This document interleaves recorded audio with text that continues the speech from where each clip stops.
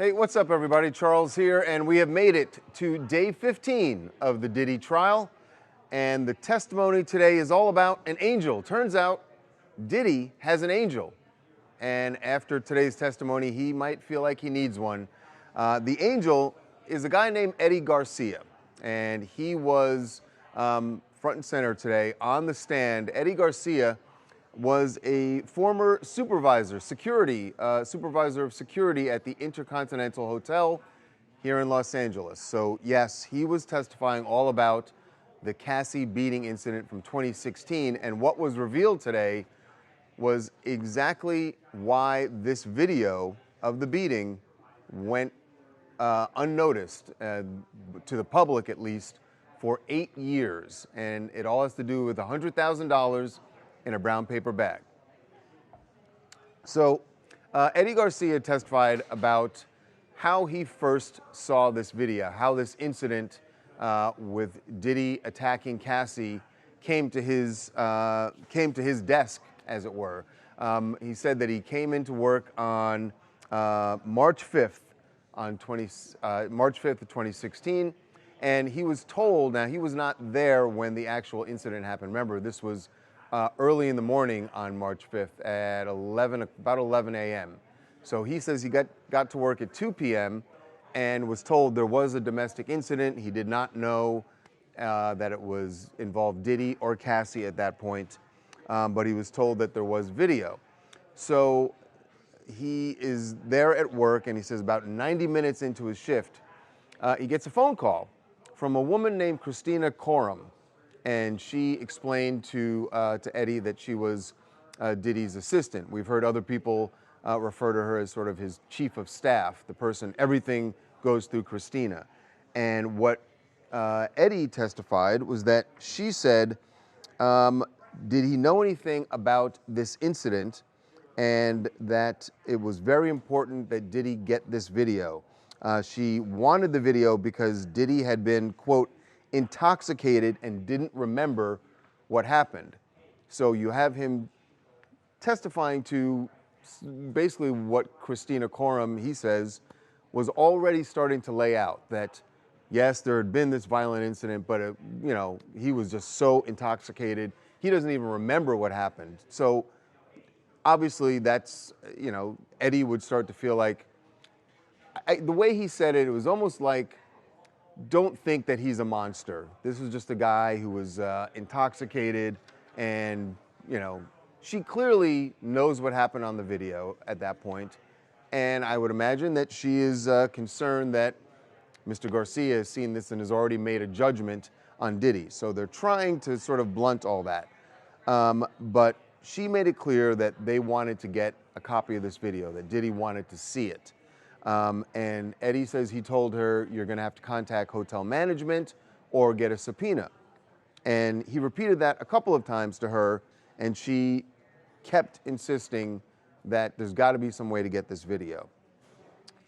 He says later that night he gets another call from a phone number that is a New York area code, and Christina is on the phone again, but this time she puts Diddy on with him. So this is bringing in the big guy, right? You got to bring in, one, the boss, two, the guy who's the big celebrity that is possibly going to convince Eddie that there's got to be a way to get this video. And Eddie Garcia then testifies about his conversation with Diddy, who he said was sort of encouraging him, saying, almost like a coach, like, come on, I know you can do this. I know you can get the video. I know you can do this for me. And he said, look, you sound like a nice guy. I can tell that you want to help. Come on, man, you can do this. So Garcia said he was concerned that that Diddy was making it clear to him, to Eddie Garcia, that he was very concerned this video would get out and that it would ruin his career. That's a quote, that it would ruin his career. That was Diddy's concern, and obviously we all seen the video. We know why he would feel that way. So Eddie Garcia says that he told Diddy, look, I'm gonna have to talk to my manager. And he said that Diddy said to him, look, if you do this, I can take care of you. And Eddie Garcia says it was his understanding when Diddy said that it meant financially in some way. So Eddie tells Diddy, look, I'm going to have to talk to my boss. You know, Eddie was a supervisor. There was a head of security at the hotel, a guy named Bill Medrano. So Eddie testified that he went and spoke to Bill about this. He said, I had a conversation with Diddy, with his people. They want this video. They want a copy of the video, and then they want us to destroy the video. And Eddie testified that Bill said, okay, we can do that for $50,000. Well, Eddie goes back and delivers this news to Christina Coram, and Diddy gets on the phone and is thrilled about this news and says, $50,000, we can do that. In fact, this is the quote. He said, Eddie says, Diddy replied, Eddie, my angel, I knew you could help. I knew you could do it. Big pat on the back. He's excited. Eddie testified that that Diddy sounded happy, sounded excited, and just wanted to know how fast he could get the video to him. So he did that. Eddie goes to his boss. His boss hands him a thumb drive, and he goes to deliver the thumb drive to Diddy. And he describes the scene that really sounds like a back room of like a mob meeting. But he says this was in a high-rise building, and he goes in, and in the room, they have an agreement for him to sign, for Eddie to sign, and it basically says, this is an NDA, you can't talk about this, you are guaranteeing us that this is the only copy of this video that you're giving us, and if there's any breach of this, and we find out later that there's another copy, or that you've spoken about it, you're going to owe us $1 million. Keep in mind that Eddie Garcia was 24 years old at the time and earning $10.50 an hour. So seeing something that is threatening you with having to pay $1 million would be kind of threatening at that point. But he gives him the thumb drive. He sees Diddy take out $100,000, not Diddy, but he sees $100,000 come out of a brown paper bag, and then it goes into one of those money counters that we all see when you go to the bank. You also see it a lot in movies, in mob movies. Counts out $100,000. Now, Eddie says he kind of figured that since the agreed upon number was $50,000 that was going to go to his boss, Bill Medrano, he just figured the other $50,000 was for him. And he ends up keeping $30,000 for himself. He admits that he bought a car with that money, and another $20,000 he gave to another security officer who was on duty at the time. What's interesting is, if you remember in the video, once in the trial they played the full video where we got to see the security guard who showed up and actually interacted with Diddy and with Cassie and broke things up.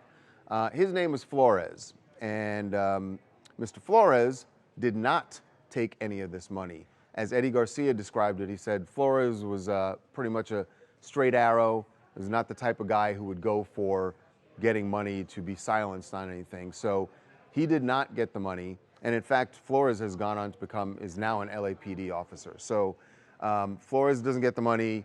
The other three guys split up $100,000, and Diddy gets this thumb drive. Now, the thing that wasn't answered today, and I think I really hope that they get around to this. How did the video get out? We still don't know that. Like, how did the government end up with this video? Somebody clearly had a copy of it. CNN, we know the video that they had was shot off of a monitor. But somehow the government, because we saw it in the trial, they got the actual hard drive video of this. So that means someone else had a copy besides that thumb drive that Diddy got. We don't know yet, but that's going to be interesting. I hope that eventually comes out. But we're asking about winners and losers today, and that's what we do every day, right? We go through all of this and try to assess who won today. On the one hand, you could say, if you're the defense, you go, yeah, they brought up all this. They brought up the fact that we paid for it. But the reality you got to remember is that them paying these individuals, not law enforcement, not government officials, paying just citizens for silence and having them sign an NDA, that's not a crime. They didn't break any laws there. So if you're the defense, you go like, okay, so we paid money for something. They may be thinking they won. I don't think so. I think the prosecution wins today, and here's why. Although it wasn't a crime to pay this $100,000, which, by the way, the agreed upon number was $50,000, but then you gave $100,000, that certainly has an appearance of, I'm a rich, powerful person, and I can pay money when I need to silence people. I can pay money to make videos, photos, whatever, go away. That's how I operate. And that was the government's point in raising all of this today, was to get down to the nitty-gritty of this video, which everyone wondered, how in the world did we not know about this when there were more than a handful of people who probably saw this video at some point? How did it not ever get out? We now know the answer to that, and that answer does not look good for Diddy as far as his character. It doesn't point directly to any of the counts against him, not yet. And we'll see if the government can close that loop and make it, connect it to the 4 counts he's facing. But it does not look good as far as the character of Sean Diddy Combs, and that's why the government wins today.